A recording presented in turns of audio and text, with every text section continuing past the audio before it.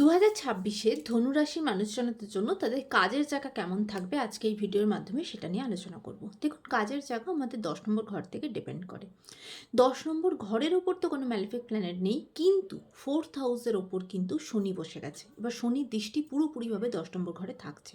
তাই জন্য সবার আগে যে প্রবলেমটা হবে, শনি কী করে, শনি ভীষণভাবে প্রেশারাইজড করে। কাজের জায়গায় কিন্তু ভীষণ প্রেশার আসবে, খুব বেশি ওভারলোড বা খুব বেশি কাজের চাপ সেটা কিন্তু বাড়বে। তার সাথে সাথে এই যে শনির দৃষ্টিটা 10 নম্বর ঘরে আসা মানে আপনার সাথে আপনার কাজের ক্ষেত্রে যে সমস্ত কলিগরা থাকবে তাদের দিক থেকেও কিন্তু প্রবলেম আসতে পারে। সেখানে কিন্তু ভীষণভাবে অফিস পলিটিক্সের মধ্যে জড়িয়ে পড়তে পারেন। যাদের শনি ভীষণভাবে নেগেটিভ তাদের তো এই সমস্যাগুলো আরও বাড়বে। আর যাদের জন্য অলরেডি শনি পজিটিভ তারা কি হবে, আপনার আশেপাশের মানুষগুলো কে আপনার সাথে আছে আর কে আপনার বিপরীতে আছে সেটা সম্পূর্ণভাবে আপনি বুঝতে পারবেন।